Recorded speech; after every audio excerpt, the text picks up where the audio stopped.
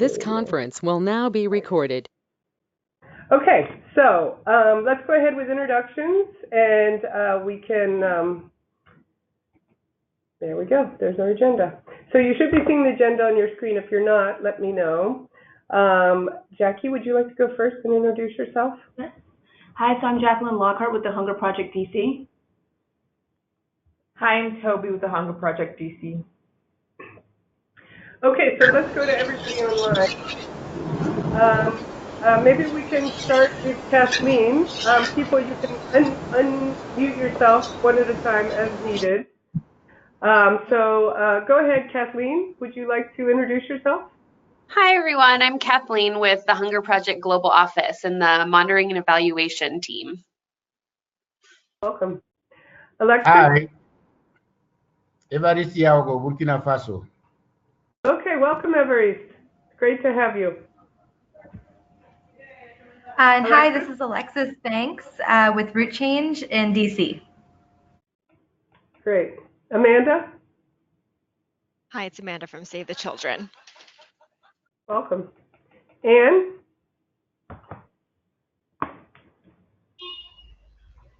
Hello, this is Tashome from the Hunger Project Ethiopia. Hi, Tashome. Nice to hear your voice. Welcome. Okay, thank you. And Wahinya, is that? There you go. Oh, we still can hear you. Hi, this is Pascal, Hunger Project West Africa. Welcome, Pascal. Yeah, thank Brian? you. Brian, would you like to introduce yourself? Hi, this is Brian Vianney from Newer International. Great to be here. Welcome. Caller number one, I'm not sure who that is. That might even be me. So let's skip that person and go to Carlota. Hi, this is Carlota from the Hunger Project, part of the Global Programs team. Welcome. Colleen? Hi, this is Colleen Sorto from Conservation International. Welcome. Daisy?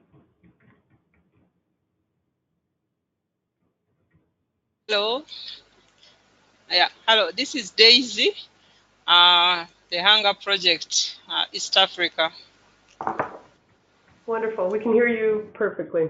Gunjan? Hi, this is Gunjan from the Hunger Project, Movement for the Secretariat for the Movement of Community-Led Development. Sorry. Jennifer? Hi, everyone. I'm Jennifer Artabello calling from One Village Partners. Thanks for joining us. Leni? Hi, this is Leni Nebel from the Hunger Project Germany. We might have the caller one, another German person who I invited to the call, so maybe they want to introduce themselves. Okay, we'll keep an eye out. Thanks. Lisa?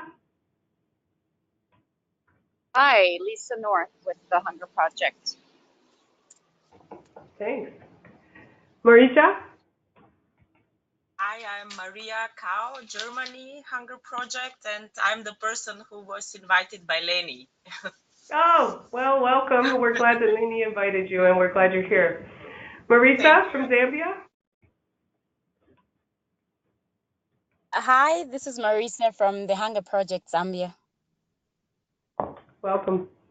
Mary, thanks for joining us today since we just met for the first time recently. Would you like to introduce yourself?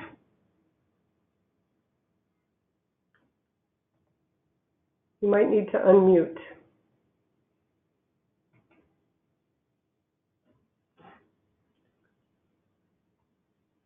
Okay, Mary, we'll come back to you. Musanda, would you like to introduce yourself? Hi, everybody. My name is Musanda with Child Fund Zambia, and I'm here on behalf of Dereje. Oh, good. Great. Thanks for joining us. Pascal, nice. We've already heard from you, so great to have you here, and we look forward to hearing from you a little bit more later. Oh, Sarah Unya, my old friend. Welcome. Would you like to introduce yourself? Hi, Ann. Good morning and good afternoon, everyone. This is Sarah Unya calling in from PACT. Great. Nice to hear your voice. Tashome, we have heard from you. Let's see. Tori. Hello, this is Tori calling from the Hunger Project in New York. Welcome. And Everest, we have also heard from you. Thanks for calling in from Africa. Is there anyone else? Seems like maybe someone just joined. Yes. Who? Monse. This is Andrea. Oh, sorry. Oh, Go ahead. Andrea. Go ahead. This is Andrea from the Hunger Project Global Office remote in Washington on the fundraising team. Awesome. Hi, this is Monse from THP Mexico. Hi, Monse. Welcome. Thank you. Bienvenido. And what about you, Ann Wahinya? Would you like to introduce yourself? Or Mary? Okay, well, I do happen to know that Mary is from the Inter-American Foundation. So we will go ahead and get started, and then later in the call, if some other people join, we can introduce everyone.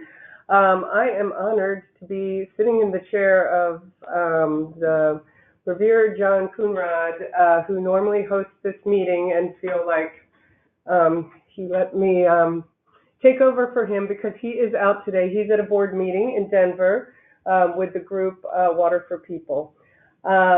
He is also really good at technology, so I'm trying to be as good as he is with the technology. So far so good. And thankfully, Toby and Jackie and I are all working together on it.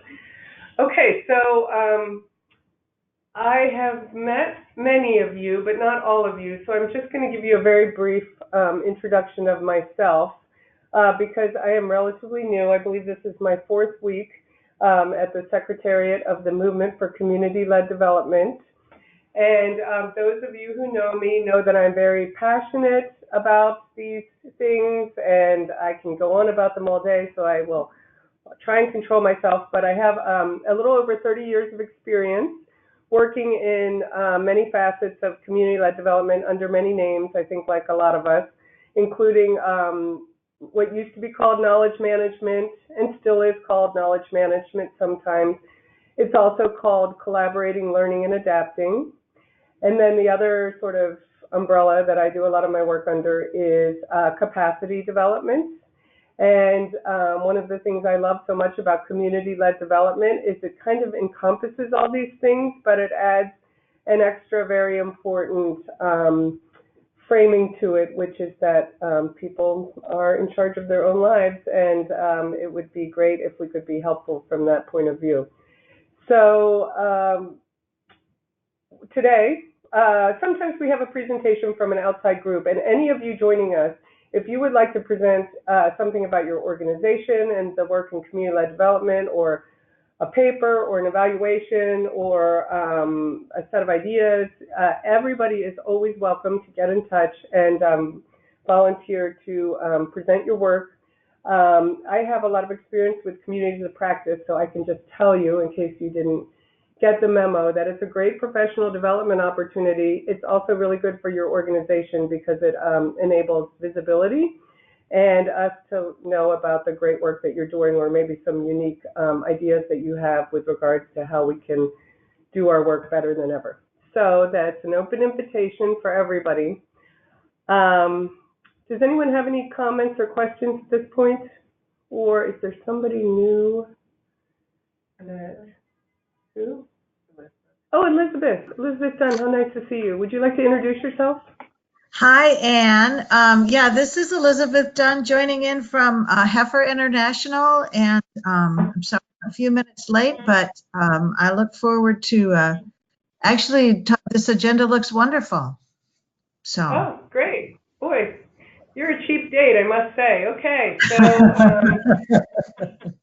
so Elizabeth is also a kind of M&E research geek, like many of us are.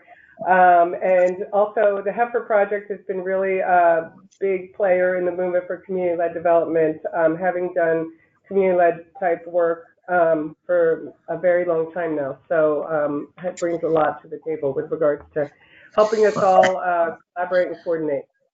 Actually, okay, Ann, go ahead. I do have this little announcement. There's a meeting coming up in Cape Town in April, the Market System Symposium, and Heifer is going to co-host a a consultation to discuss how to bring community level work and empowerment of community members into the market systems, how to blend that into a market systems approach. So if any of the CLD members are going to be attending in Cape Town, we'd love to have their participation on that. Great, thanks. And we would also love to hear about it afterwards when you're done. All right. Yeah, that's great. This is just one of the things that as participants in the movement, a lot of times our voices and our ideas are amplified when we work together in any kind of public space like conferences or meetings or anywhere, because it really just strengthens our sort of collective voice. And we have a special celebrity guest who just came in the room. Would you like to introduce yourself, Rebecca? Oh, sure. Bound to disappoint with that introduction. No, my name is Rebecca Nelson. I'm the Executive Director of America Solidaria US. Happy to join. Great, thanks. I'm sure everyone's really excited. Okay, so moving on. Are any other questions or comments that people have at this point? All right, so we're going to move to the national level update about the movement for community-led development.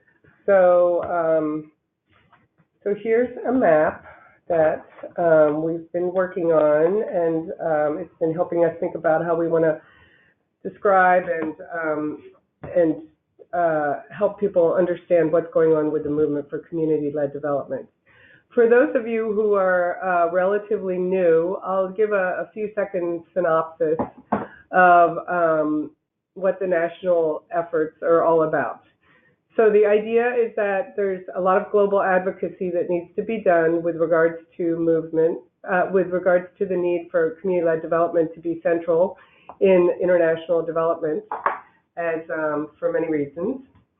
And also, for it to really take hold, working in countries is obviously pretty important. And the idea is that a lot of this change with regards to scaling up community-led development in a sustainable way, governments need to be involved.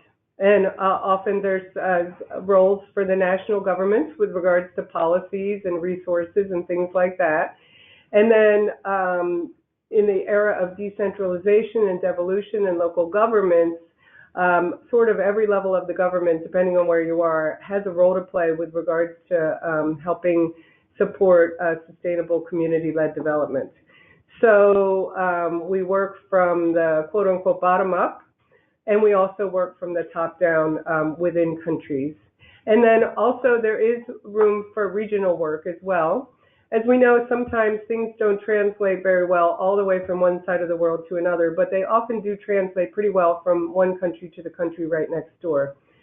For example, in Zambia, a lot of people are learning from community-led development by visiting the community-led development work that's taking place in Malawi.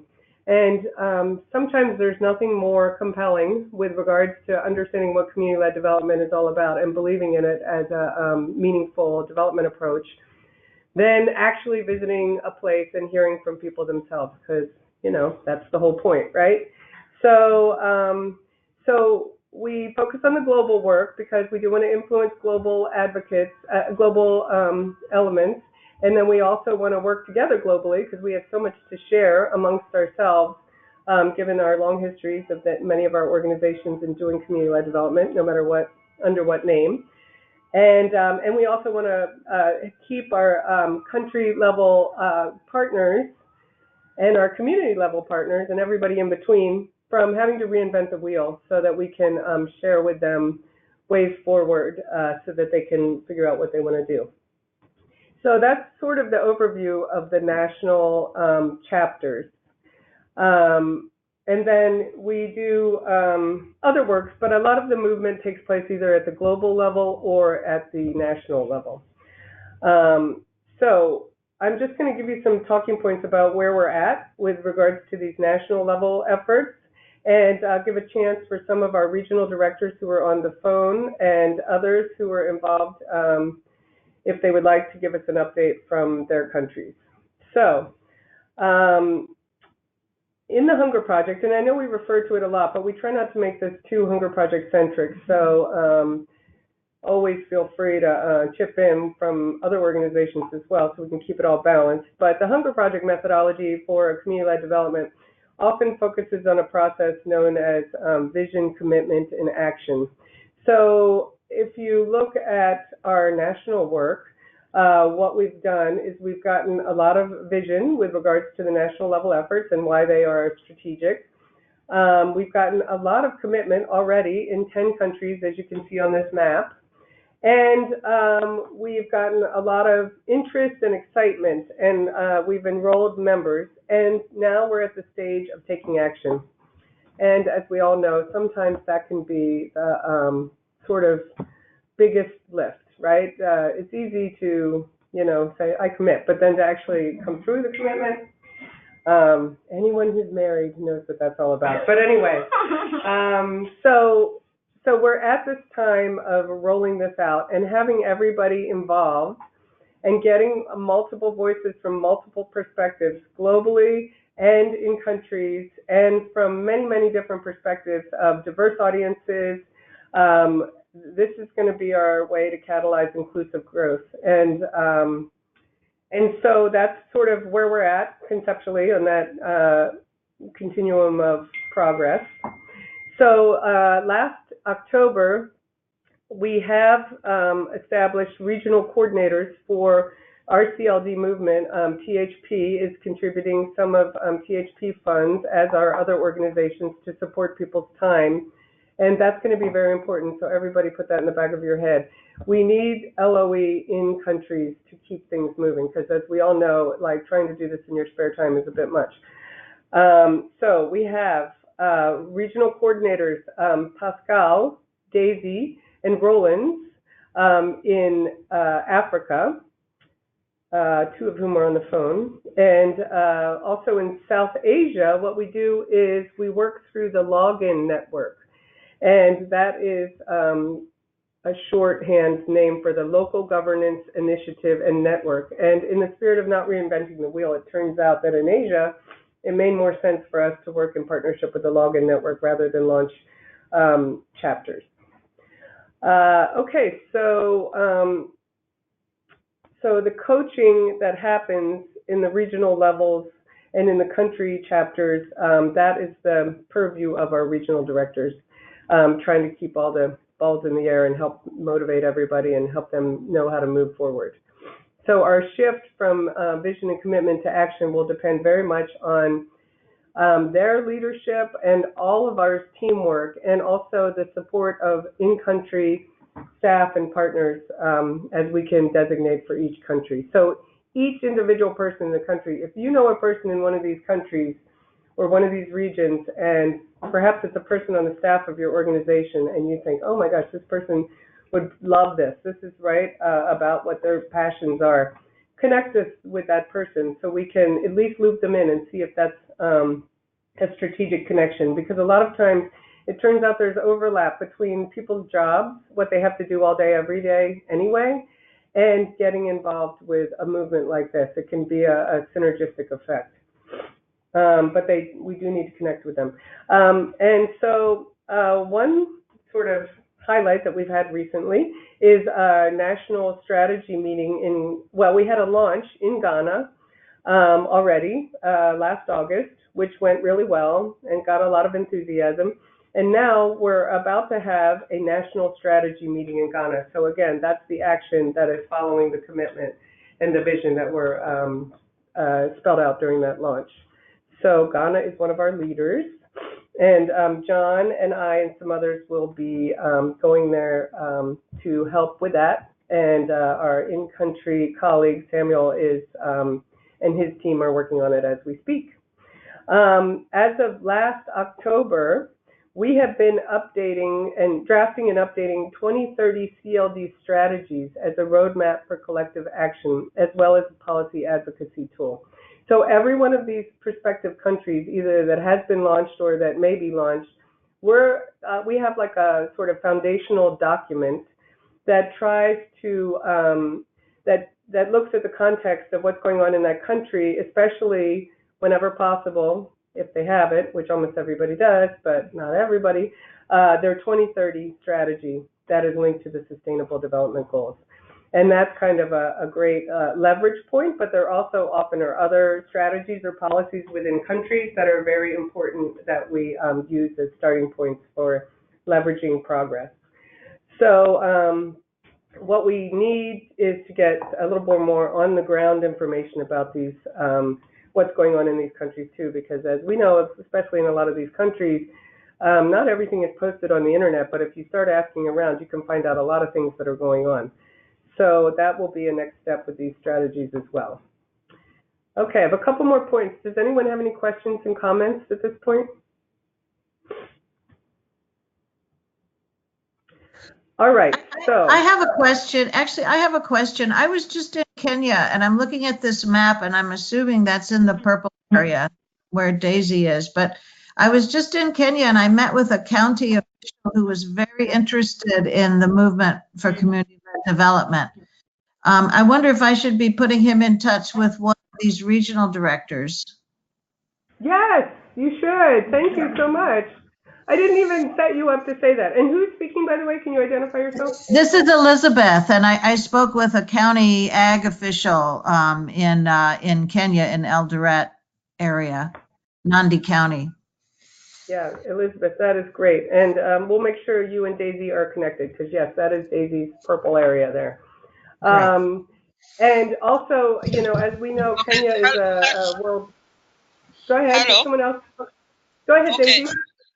Yeah, this is Daisy. That is interesting. But also, if for now we can link later. But also for now, if you can link them with the HEIFA International in Kenya or Africa Capacity Building, those are the two organizations which are currently helping us as co-leads in the chapter, so they can get them the information out much earlier. I did connect him to Paul Mwilu Mwando. Okay, that's great. Okay. Okay. Great, thank you so much, Elizabeth, because that's the kind of, you know, as we build these connections, Africa Capacity Alliance, Heifer, the Hunger Project in Kenya, each place has its own sort of emerging network, and also, as we've seen in pretty much everywhere, setting up one county or one region or one district or whatever, or 2 or 3 or 4, to be the proof of concept areas, to find the ones that are the early adopters or the leaders or the ones who are actually reaching out and they have a demand for support to how to do better community-led development. Those are the great starting places to really customize what it means to do community-led development within any given country and the policy environment and perhaps areas within those countries. So thanks, Elizabeth. That's really wonderful, and I'm sure that connection will be a great follow-up. Welcome, Sylvia from the Hunger Project. Great to have you here. This is Ann speaking and talking about the national work with the movement. Other questions or comments before I continue? Okay, so that was great because Kenya is another one of our leader countries. So Kenya has been launched and there's a wonderful event there. There is a half-hour video on the movement website which really gives you a feel for the way that people get involved and they talk about it. And as we all know, these formal launches in countries are very important. Yes, Sylvia, you're welcome to just listen in. We're so happy to have you and enjoy your train ride. So anyway, these country launches are very symbolic and important, and they sort of help really give a hard launch to something so that people know it's happening and we get endorsement from important people who are enthusiastic about it, and then we use that as our starting momentum. So congratulations, Daisy and Kenya and everybody involved with that. Also, we have at the Kenya launch, Tashome was there, who's working on plans to get Ethiopia going. And also there was a Heifer staffer from Rwanda there as well, with the idea of what could this look like in Rwanda. So that's sort of percolating. And then Pascal, who's on the phone, who will have a moment to speak in a minute, and John Kunrad and I will travel to Togo and Nigeria after we go to Ghana to see about getting things rolling in those two countries as well. So if you have connections there, we would love to get them and would appreciate any ideas. All right, and finally, as I think many of you have heard, but let me just say it one formal time, is that it used to be just Mary Kate and John were the DC team, but now we're going to expand it, and it's me, and Gunjan is coming soon, within a few weeks. As always, we have Toby right now and Jackie, very highly valued members of our team, and we have a Hunger Project person who's sitting in this office who's a fundraiser, which is so convenient to sit next to a fundraiser when you have a lot of ideas like we do. And then one big special project we have underway has to do with our research working group, and Gunjan is going to tell you about that in a few minutes. So I will stop there and give people a chance to ask more questions, and also Daisy and Pascal and anyone else who's on the phone who might like to give us an update. We'd love to hear from you.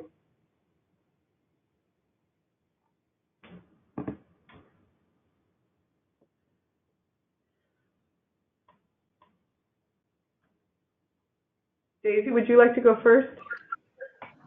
Yeah. Okay. Yes, good evening, everybody, once again. As we were introduced, I'm handling the Hunger Project East Africa region, but I also believe there are some people who are represented here who are coming from some of those countries, like Tishume from Ethiopia and maybe others. In Uganda, we have made, I think, some progress, although it's not so fast as fast as we had anticipated. When we launched, I think we still had a lot to learn and are still working on some issues, maybe some areas where we missed. But we launched in 2017. We have a steering committee, and we have people who had committed themselves. But we are yet to have this big momentum of where people are maybe actively involved and all that. Some of the we have in place ways to at least plan to get more people on board who are interested, and also identify which areas we want to work in and which areas would help us move faster. And of course, we are also working on our 2030 strategy with support from the Secretariat. The challenge that seems to be coming through and through is one of funding. When we talk to some of the people, or most of some of the people we're talking to, they are either in terms of the commitment or committing staff or the resources available for the chapter. We try to explain as much as possible how we need to come together, but every time you get maybe somebody new or something, you have that question coming up. The other issue which we are yet to deal with, or which we are dealing with, is which of these organizations are actually dealing or working with community-led development. What do we understand? So by the time you explain, some people feel like they are working at community level when actually they are not. Or they feel they are doing community-led development. So how do we determine who is who? So that one, we are also getting some organizations interested, but we are working on some things in a certain way. So we are still trying to sort that one out. And the The other issue we are looking at is on the research areas which we need to work on, which are very substantial, which are very key in our area. And I think by the time we finish the action plan or the work plan, maybe we'll be able to come up with that also. I think we are also trying to learn as much as possible from other members, other movements. As Anne said, I've also been in Ghana, also be able to see maybe how they launch and how it has continued, and be able to add or improve the way we are working here. I would see like in Kenya, those who started or formed recently, I think maybe they also learned from some of the people who launched a bit earlier, so they are avoiding some mistakes. I think they are doing much, much better. So I think that's how far we are in Uganda. And I don't know whether we have somebody from Rwanda and Burundi, but in Rwanda there are some organizations, at least about now 3. We have PAFA, we have Feed the Hungry, and maybe Water for People, whom we are discussing with and seeing the best way we can have a chapter launched in Rwanda. Similarly, we also have one organization in Burundi, which we are in contact with. They're supposed to be coming to Uganda soon to see how we will maybe learn from the little we have done and see how they can also start on their process, on the same process in Burundi. So that is maybe what we have done. Maybe I will be happy to hear also from other colleagues and see how we can improve our chapters, or chapter in Uganda.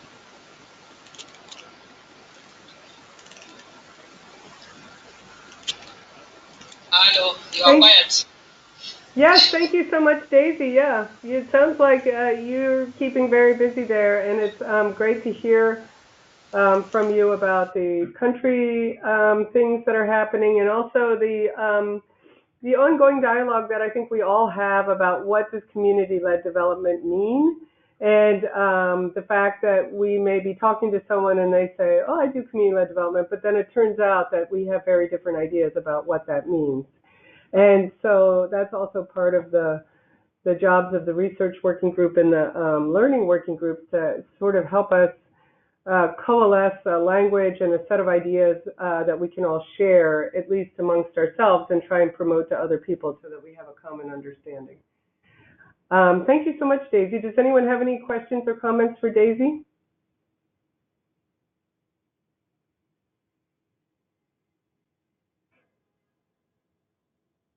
Okay, I'm going to take a quick break here. If you don't mind, would you like to introduce yourself? We have a new guest. Okay. How do I do that? Just go ahead and talk, and it's like I can hear you. Yeah, they'll pick it up on the mic.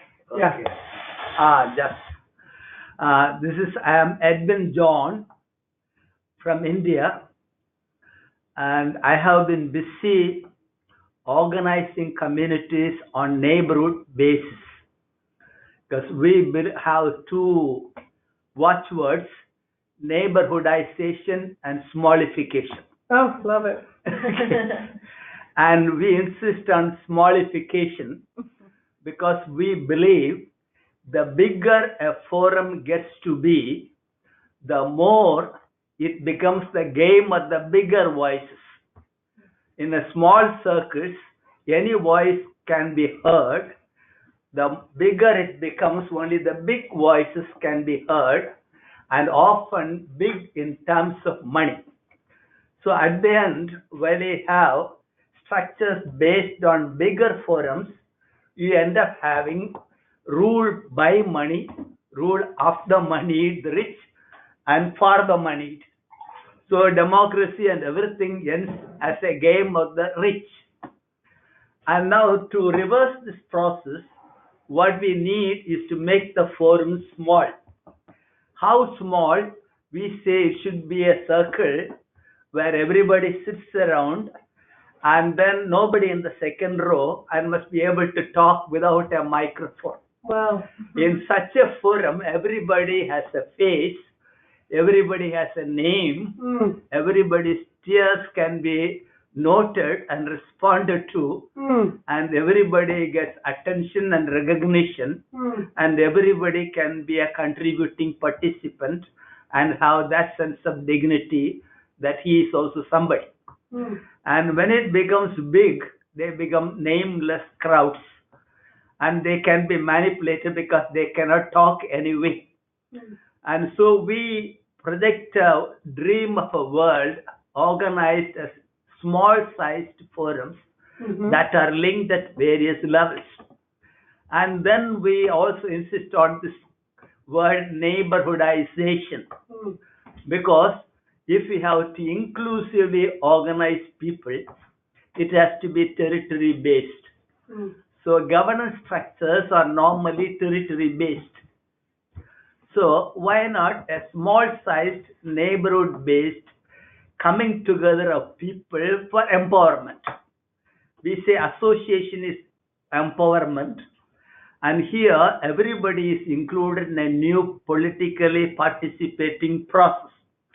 And that way we project the dream of a multi-tier, multi-level linking of federation of small-sized neighborhood communities organized throughout the world.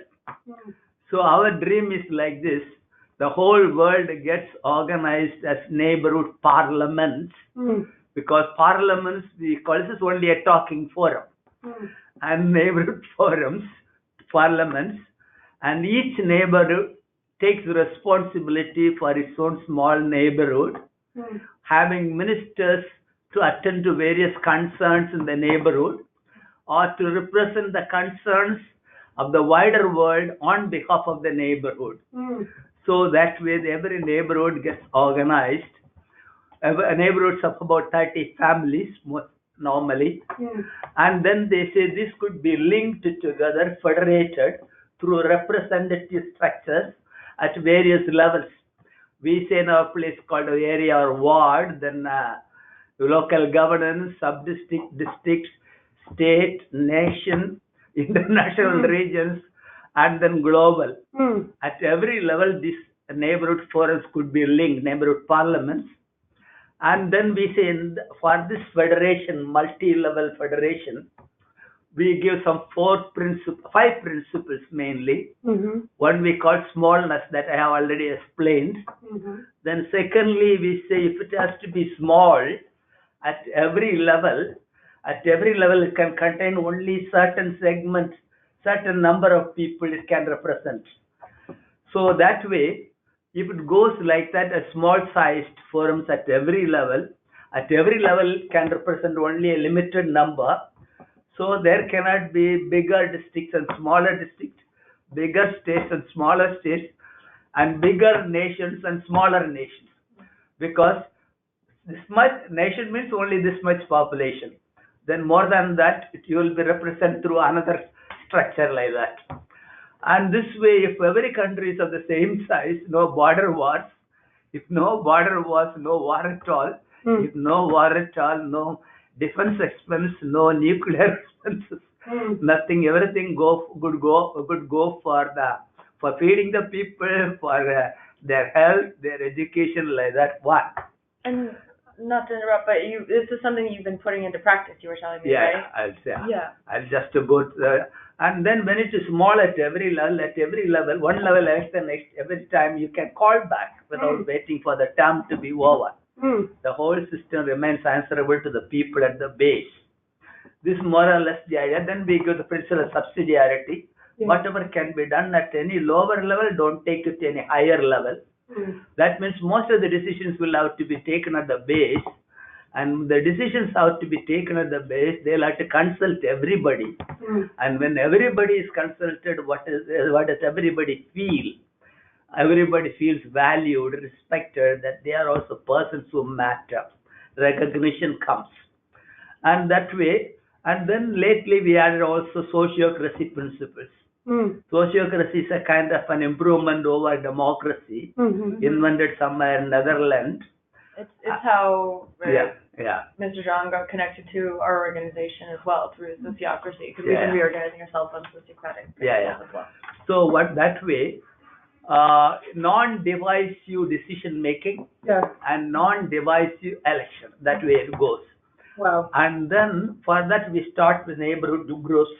In India, we have in one state alone 289,000 poor women's groups. Oh my gosh. Neighborhood groups. They are federated next level and at the third level. Yeah. And this process meant that in the last two successive elections, more women got elected than men for the local governance elections. Ah, amen. And that's empowerment. Okay. And this is supposed to be poverty eradication. Right. Then just we do the start with children. Yes. And we in neighborhoods and in schools, and in each about 30 children each, and some 30 or 40 children's parliament meet at the same time in schools. Each parliament has some 17 ministers for sustainable development goals, 17 of them to represent the 17 goals, and plus other, almost everybody becomes a minister there. They meet week after week.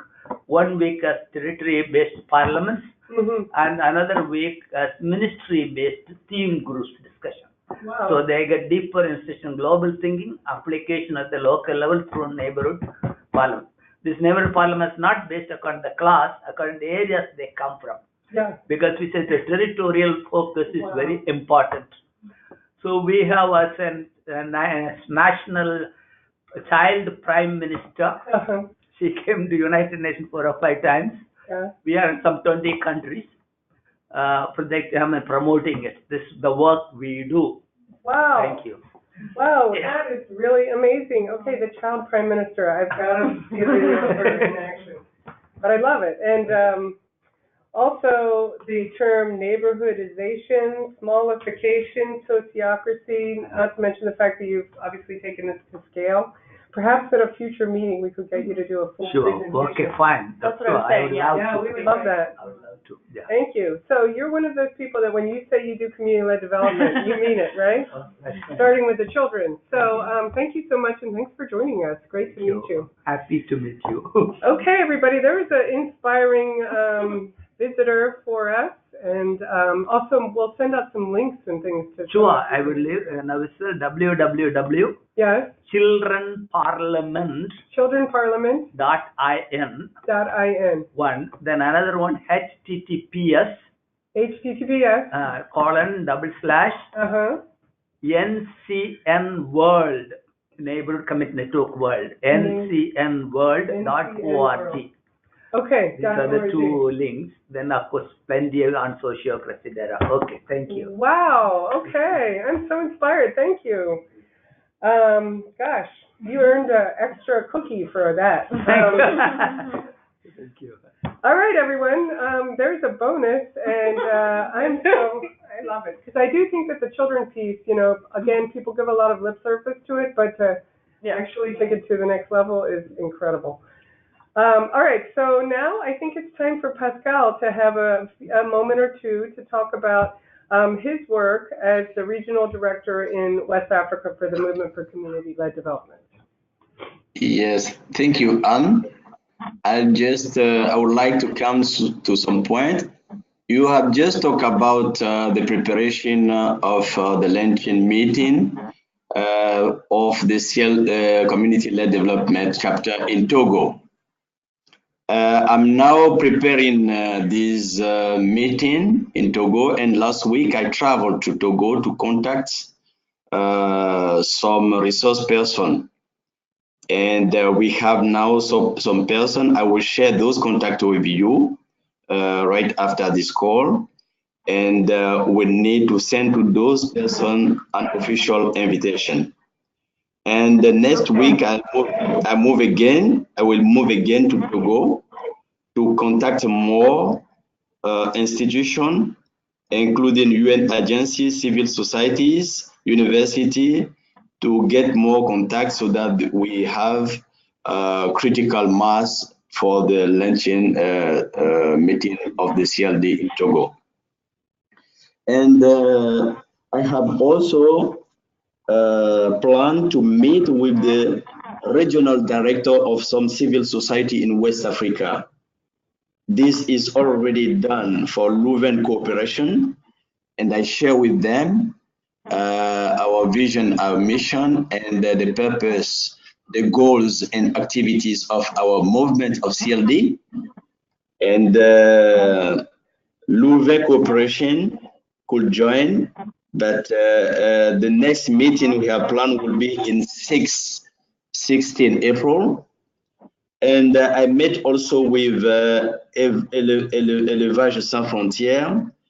The regional director is based in Burkina Faso, but we have the meeting here in Cotonou in our office.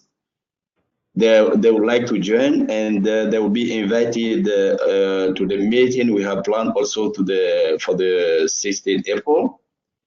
And I have planned also to meet with international plan regional director, but unfortunately we have only talked through Skype, and he sent to me the strategic plan for West Africa. I'm now looking at it, and we have planned another call to discuss and to see how the country offices of international Plan International would join our movement.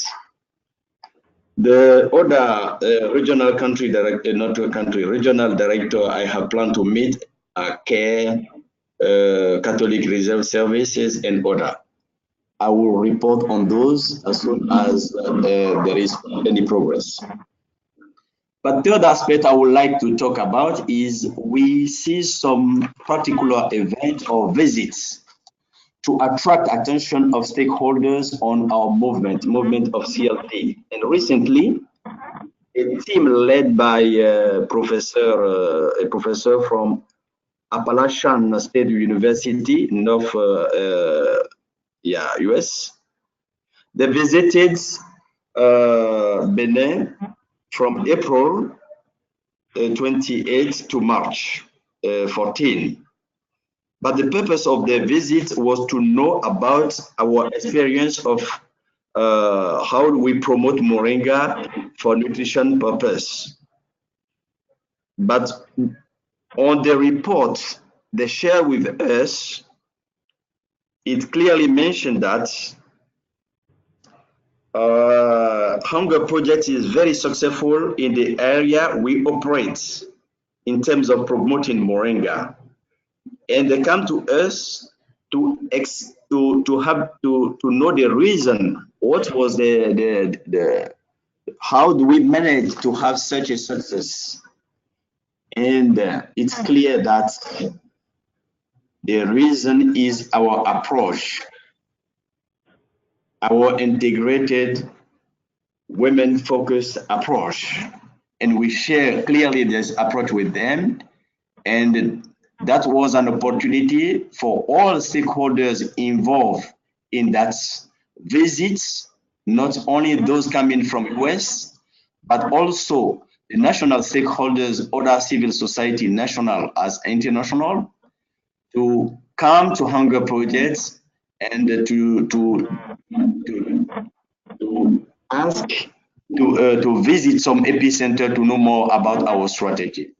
I think this is a great opportunity for our movement to grow, to expand to other stakeholders in the country. That's 3 points. Those 3 points I would like to report on. Thank you, and thank you all. Thank you, Pascal. Very exciting progress. Comments or questions?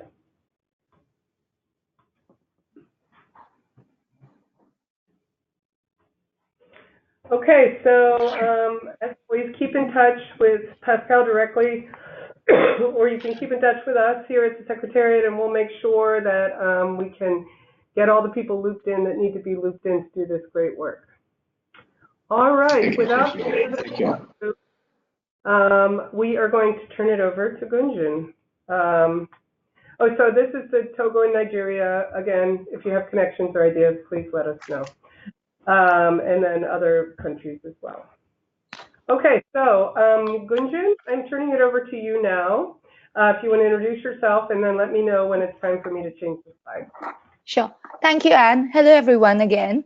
So clearly we have a lot of work that is happening, both with the movement and what each of the partners have been doing in their own countries. And like we introduced the study, the special study that we are doing at the last meeting, but I'll do a quick 1-minute recap for some people who may not have been there. So what happened was that last year, there was a report that came out, the 3IE report, which essentially said that it may sound very well, it may sound wonderful, but there's very little evidence to show that community-led development works. And this resulted in a huge debate, which was curated by Duncan Green at Oxfam, between the community-driven development practice at the World Bank and the authors of the report.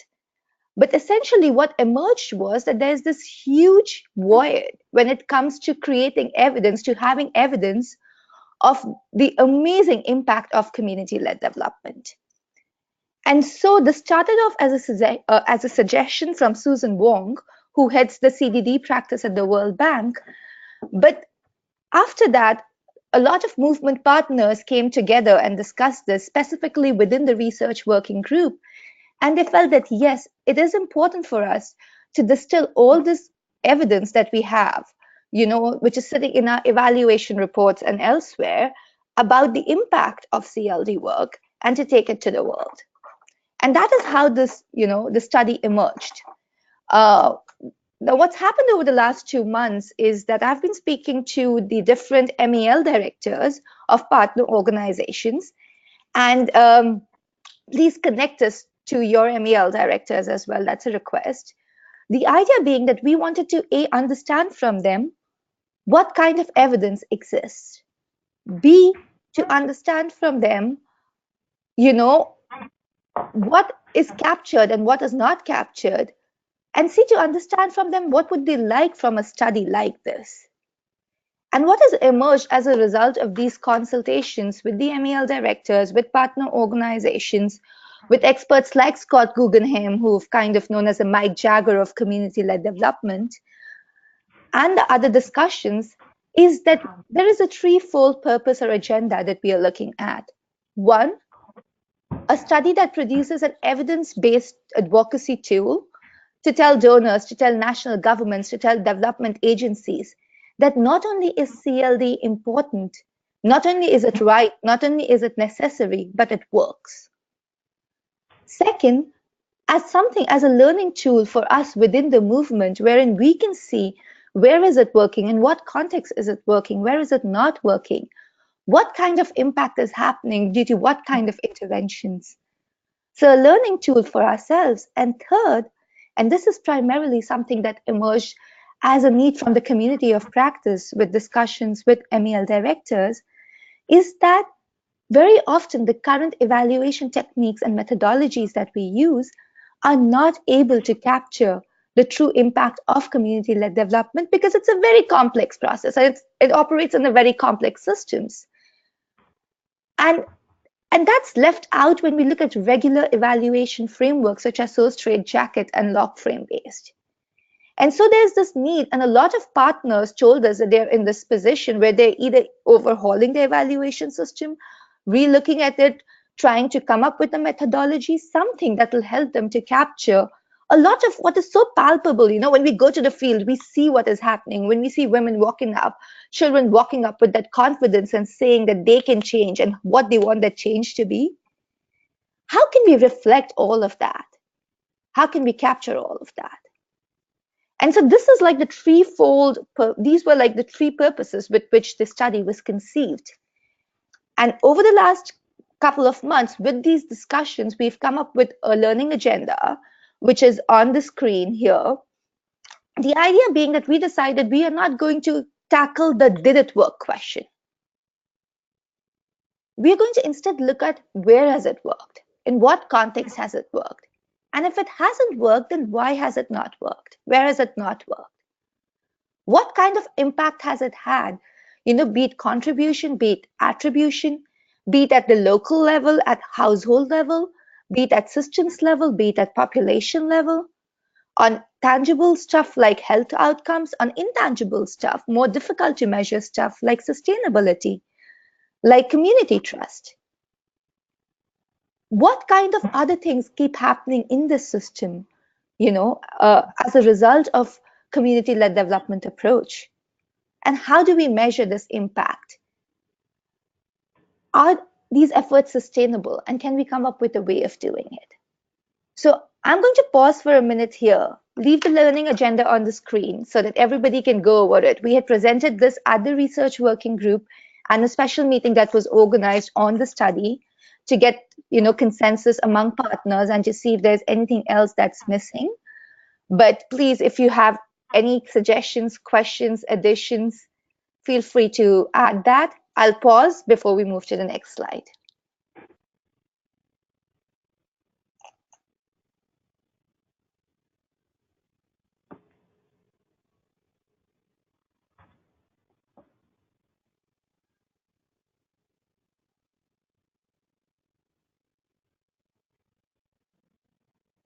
Okay, 30 more seconds, Anne, and then if nobody has any questions, maybe we can move to the next slide.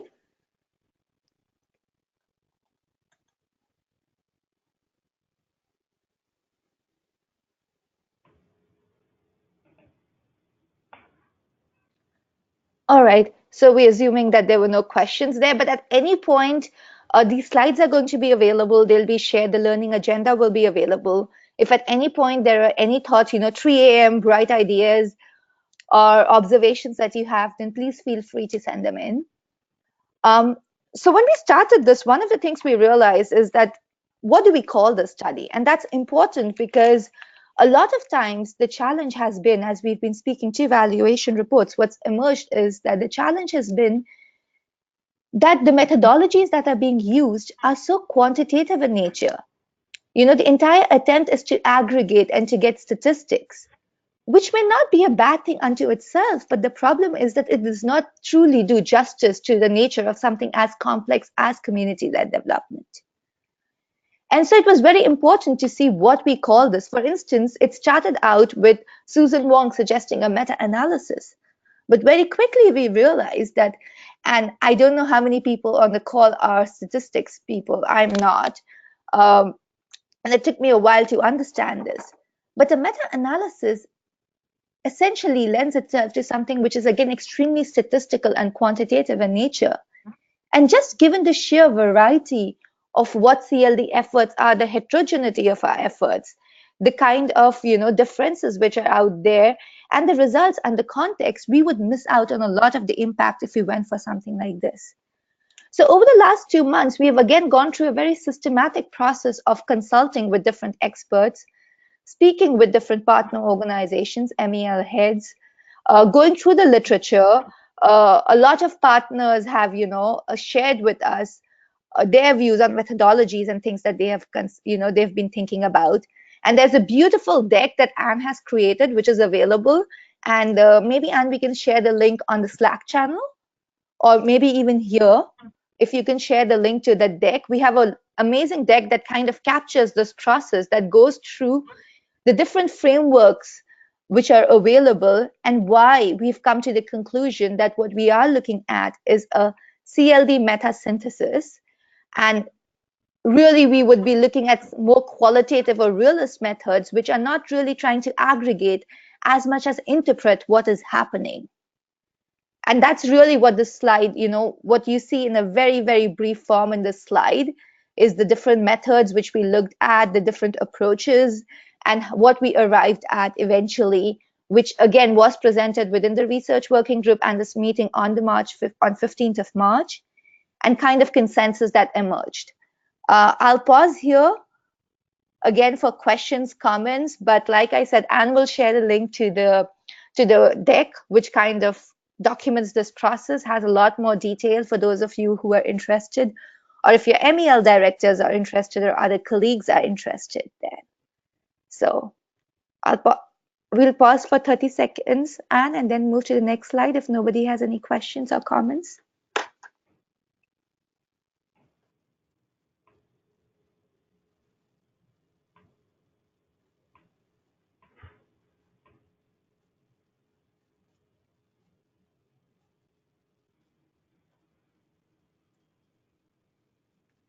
Okay. Great. So then let's move to where we are now. What is the way forward and what are the stages of the study? So during these conversations and based on whatever inputs we got, we kind of divided this study into 4 stages. Stages 1 and 2 are kind of going to happen simultaneously, and 3 and 4 are going to happen simultaneously. But the idea was that one of the first things that emerged was that we are such a diverse group of organizations. All of us in the movement believe in community-led development as an approach, but we practice it in different ways. So there is very little, in a sense, there is no collective definition of understanding of what is CLD. And again, over the years, there have been some attempts. There's been the Inspiring Communities movement, the Vibrant Communities movement.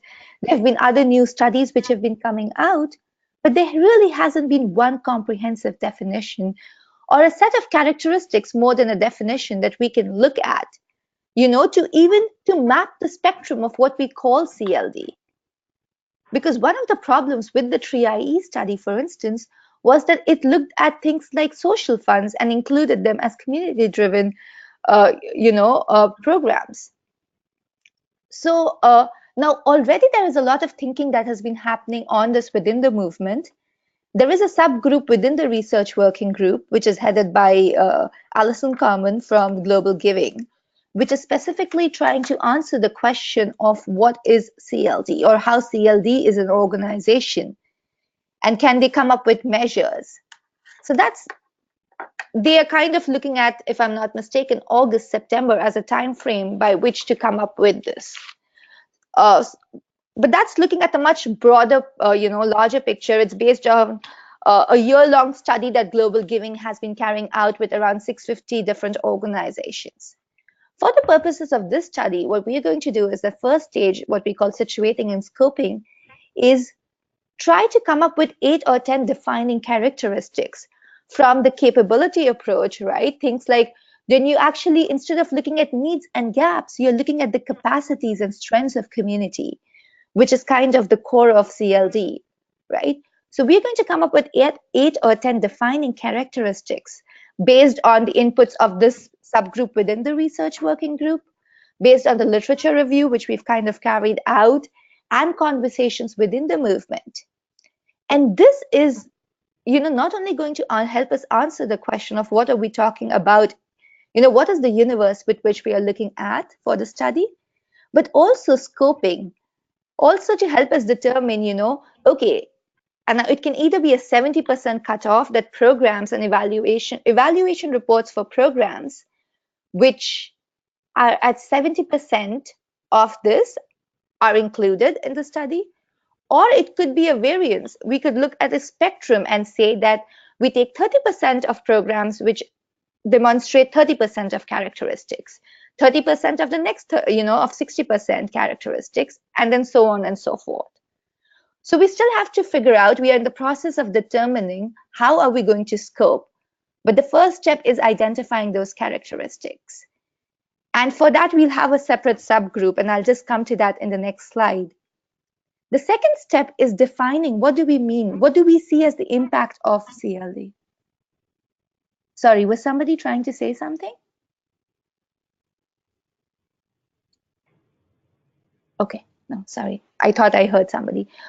The second step is defining this impact. So again, all of us have theories of change based on based on that, we believe that there should be a certain impact that CLD has. Now, this can be at the level of outcomes. This can be at the level of attitudes and mindset change. This can be at the level of community change, sustainability, all of it. It's important to define these terms because we all use them very differently. So what does sustainability mean? What does self-reliance mean? What are we talking about when we are talking of citizens' engagement? Again, we are not trying to reinvent the wheel. There's a lot of work that is happening on this. There are different subgroups, like there's a UNICEF subgroup on citizens' engagement with governance. There's a group of people who are looking at sustainability, and there's a sustainability framework.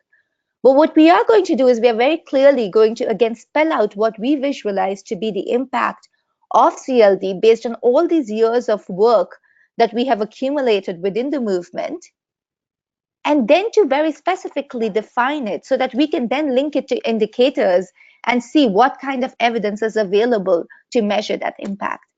That's another subgroup, and that's step 2. 1 and 2 are happening parallelly. In fact, they are in process right now.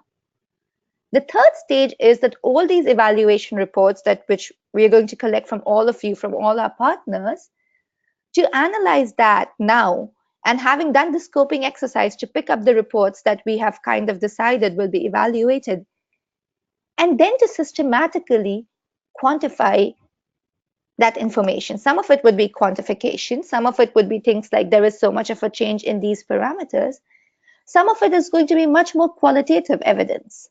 And some of it we are going to come up with and say, you know what, we do not have evidence for this simply because we have not been able to capture it within our current evaluation frameworks. So we've had partners over the last few weeks telling us that they have not been able to do evaluations at all and are looking for funding or are looking for evaluation methodologies. We've partners who've told us they're experimenting with new evaluation methodologies like outcome harvesting, like more significant change and stuff. So this third part is essentially going to pool all of this evidence together to say this is what we know, to interpret it, and to present that evidence-based body of knowledge. And this is going to happen in tandem with the fourth stage, which is that as we discover what are the loopholes, what are the things that we are not able to measure, what is it that we are not able to capture, we are going to sit with MEL heads in our different organizations and people who are deeply interested in this to learn what is it that they're doing to capture it. And a lot of people are, experimenting. They're in the process of, putting in place new systems, new indicators, new methodologies to see if something already exists, and if it does not, to co-create something. And those are the 4 stages in which we see the study.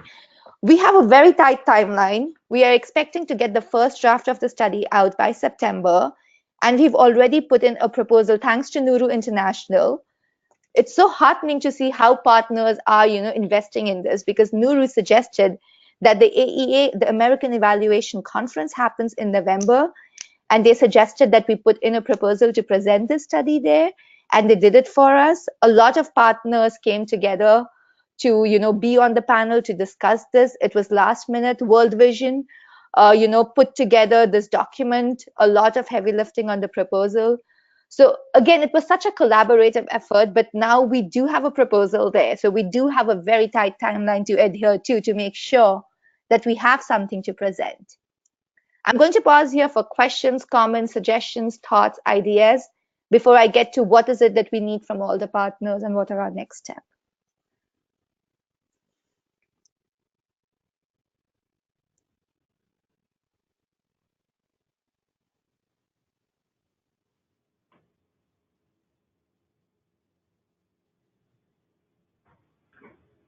We're in awe, Gunjan. You've made so much progress and helped herding cats. I was beginning to wonder, am I not making sense? There is so much silence here and I can't see anybody, and I'm kind of tired of listening to the sound of my own voice right now. So we're enjoying the sound of your voice, even if you're tired of it. Let me ask. Yes, thank you.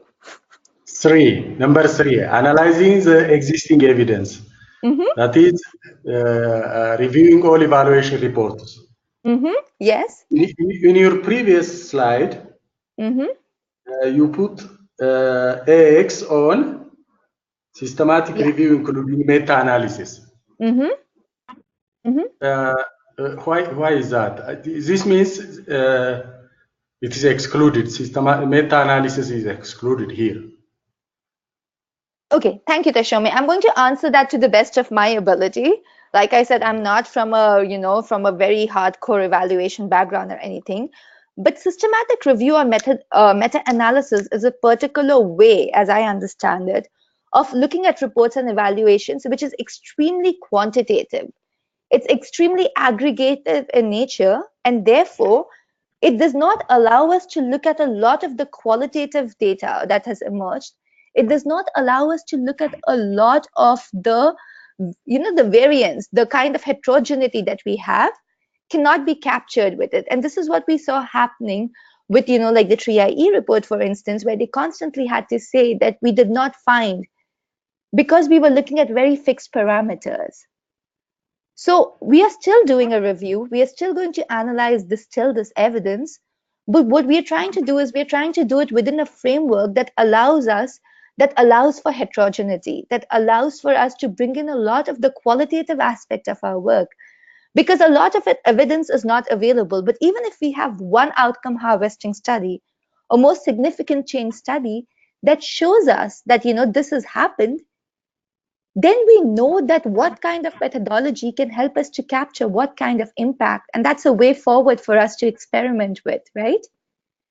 But if we use a methodology that does not allow us to kind of use the results of this, say, outcome harvesting or one of these other methods, simply because it's qualitative in nature and the methodology does not allow for it, then we will lose out on all this huge body of knowledge and evidence that we have. And to give you an example, one of our colleagues from World Vision gave us a beautiful example of how they did one ex post evaluation.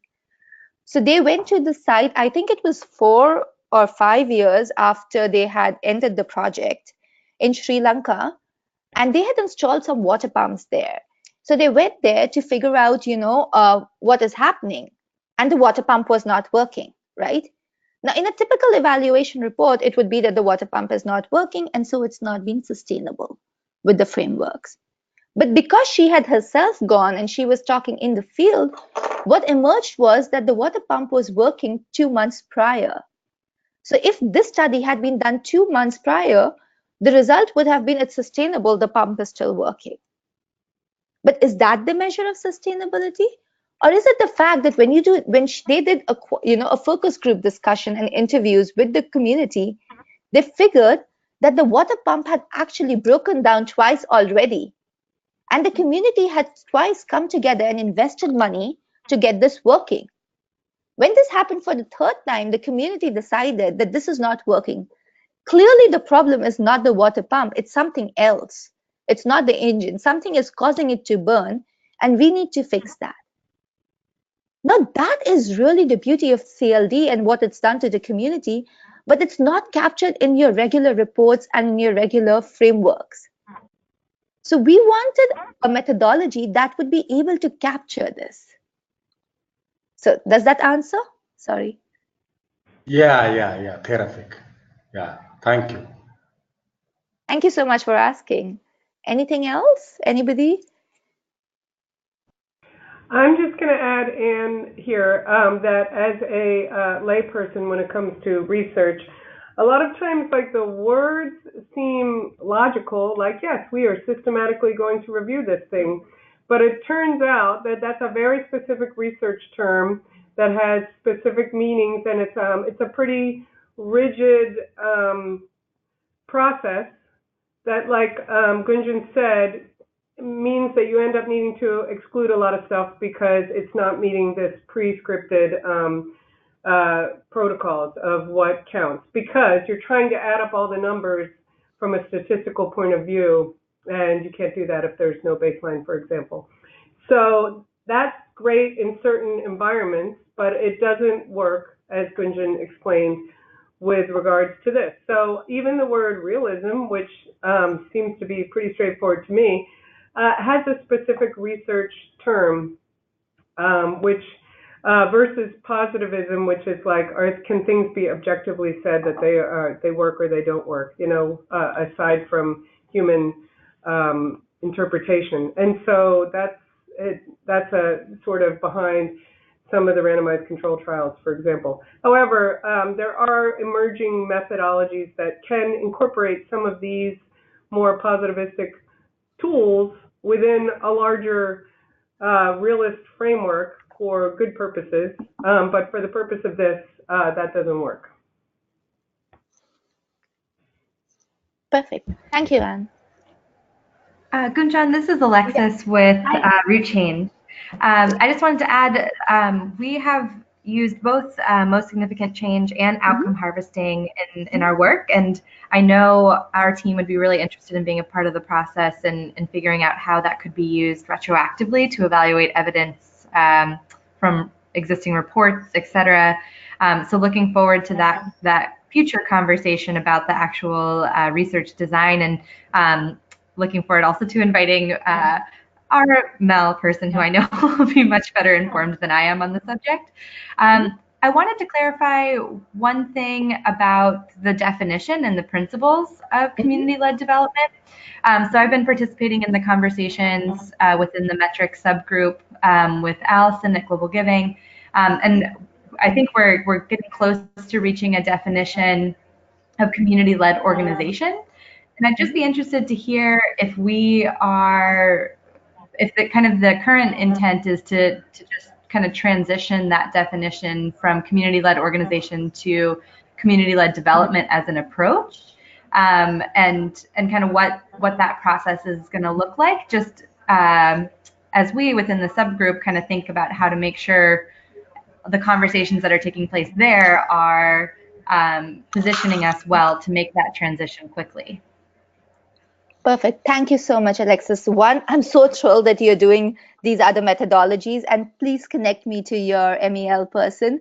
Would love to have this discussion and to see and take it forward. To your second point about the subgroup and how it's transitioning, if you will bear with me for 2 minutes, we have the next slide when we talk about the 3 work subgroups that we are doing here, the scoping subgroup, and I'm going to talk there about how it links up with the work of the working group that we have there with Allison. So if you don't mind giving me 2 minutes, I will get to it. Sure, no problem. That's great. Thank you so much. Really appreciate it. Yeah, so should we go ahead, or is there anything that anybody else would like to, observations, comments, questions? We just have about 8 minutes left to warn you. Yeah, so I'm going to go ahead actually. All right, so the first thing we are asking of all partner organizations is that, and I'm going to reverse the order in which it's here, so change it a little bit, is please, please, please connect me to your MEL heads. If you haven't done so already, it is important that we capture the great work which is happening within our partner organizations. This is the only way that we can do it. So please connect us. We also want to make sure that the learning agenda, that what emerges from it is collaborative, and we can only do it if you connect us. So please do that. I'm happy to do calls. I've been doing that throughout the last 2 months. So please, I will put my email ID here. You must have all received an email from me about the way forward on this. If you haven't, then please put your email ID in the chat box here, and I will make sure that it's in your mailbox. So that's number one. The second thing is that we need your evaluation reports, and to ensure that the methodology is robust, we need the evaluation reports, or we need all your evaluation reports that are for programs that have the CLD approach, because we recognize a lot of partners have come back with the concern and told us that not all our programs, unfortunately, have the CLD approach. So all reports for programs that have the CLD approach does not have to be published. It's okay if it's unpublished. And if you have any concerns, because some people have said that they are not able to share certain reports, then please put the name of the report in the list with a note saying that we are not able to share. And that's perfectly fine. But again, the reason is that we want to ensure that our methodology is robust and it stands the rigor with others when it goes to the outside world and people are going to question it. Then we need to make sure that our methodology is very robust. And this is the first step in that. Also, there are lots of reports. I'm very grateful for people who are sending the reports. The first batch I got from one organization was 115 reports. We have 57 organizations right now. So just imagine the number of reports. So we would be very grateful if you could tag the reports by 3 very simple things as you send them. 1, is it internal or external, published or unpublished? 2, if it's, what stage is it at? Is it a midline? Is it a baseline? Is it an end line? Or is it an ex post evaluation? And 3, what methodology does it use?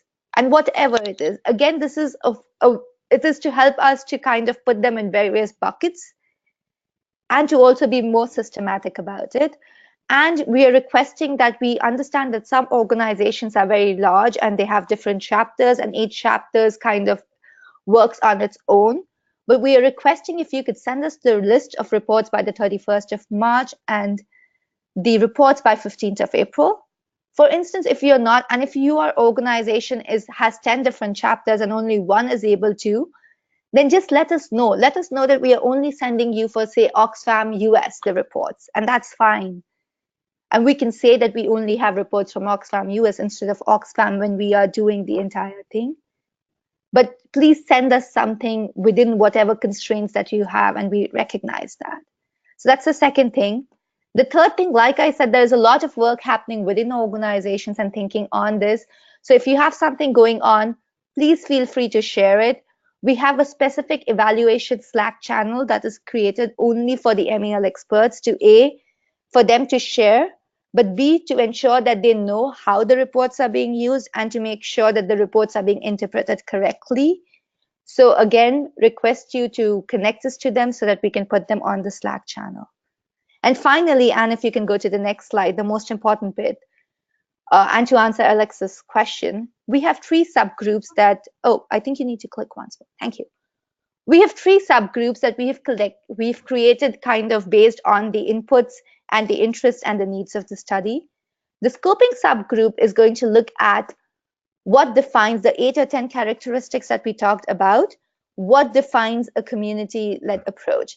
And Alexis, to answer your question, what we are looking at there is how community-led is an organization. What we are looking at here is approach. So we are going to take the basic definitions and characteristics that emerge from the research working group subgroup.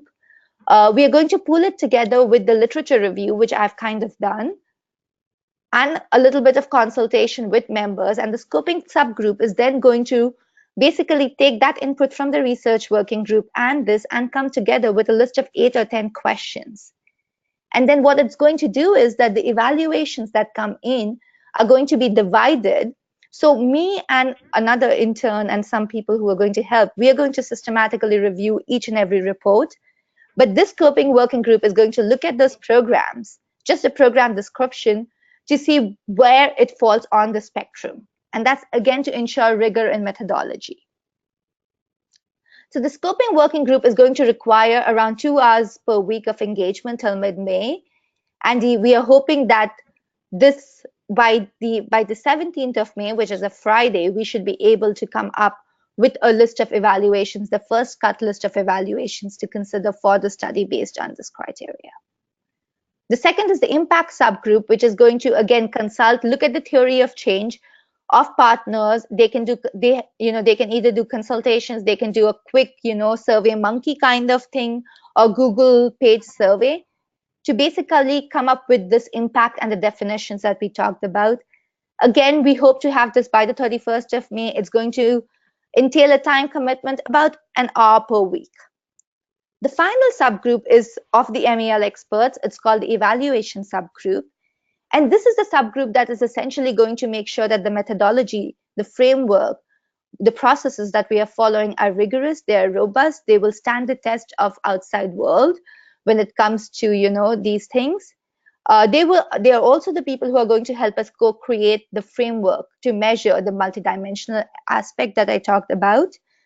So this group is not going to have so much to do in the first 2 months while the first 2 groups are working. It's just going to be a couple of hours a month maybe.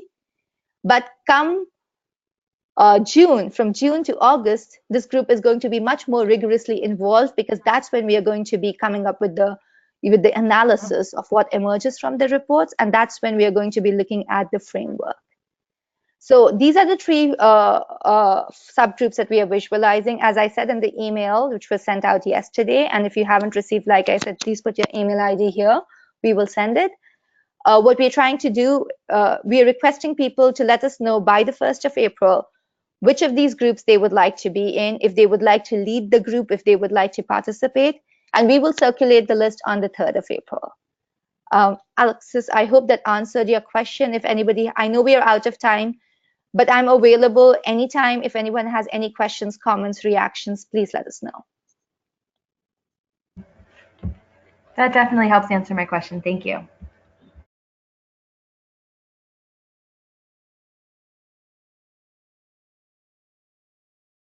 Okay. No thoughts, comments, questions, and you can send them to me, like I said, over email, and we can fix a call. But if not, then I will let Anne get to the finishing up bit. Thank you, Gunjan. That was awesome. And again, as a lay researcher type person, I really encourage people. I have really learned so much from already being involved in this. And it's a great networking and professional development opportunity, as well as a chance to get your organization the profile outside. And it's fun to be with like-minded folks trying to wrestle with these interesting issues. So I encourage involvement, and also you might think I don't have the time, but then again, none of us have the time for any of this. So it just a little bit of time goes a long way. And also, if there's other people in your organizations who you think it might be a good opportunity for, loop them in as well, because this works best when we have as much involvement as possible from many different voices. So any last comments or questions before we wrap up for the day? Hello, Anne. Yes. Hello.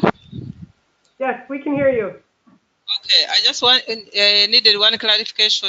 What is the criteria for allowing or having somebody as a member of the community-led development chapter?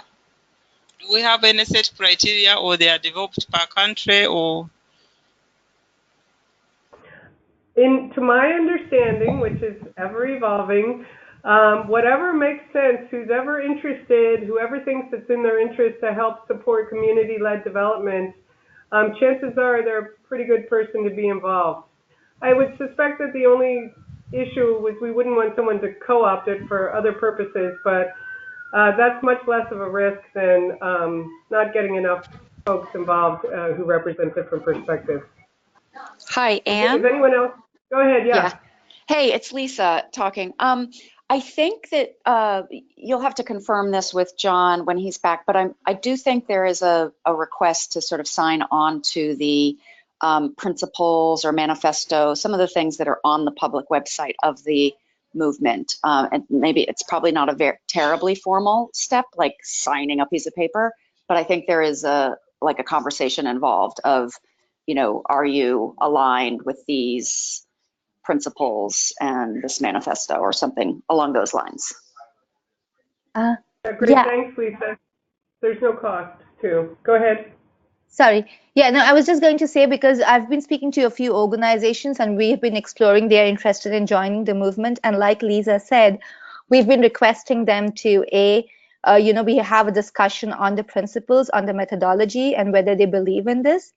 And that's kind of the defining criteria, that if they do, they align and the beliefs are the same, then, there is that commitment that we take on. And then we request them for, for the logo. And so that's kind of the process. But yeah, there is that conversation on how aligned we are.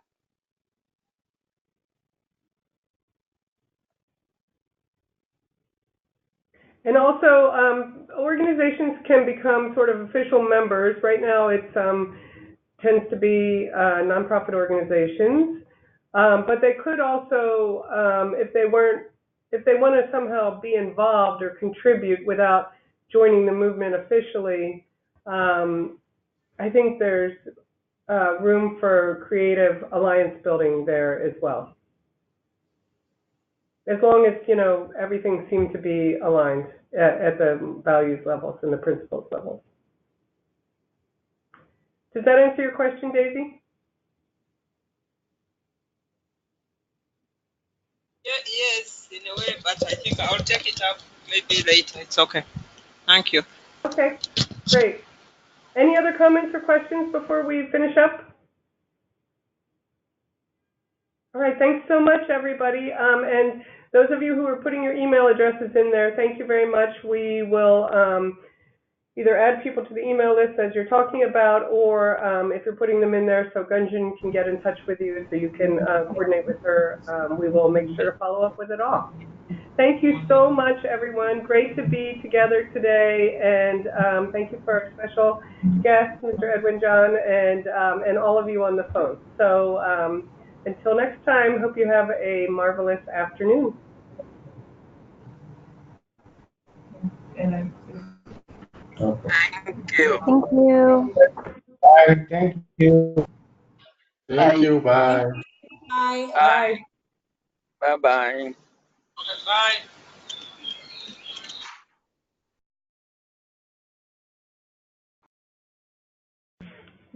Try. Yesterday, there was a meeting.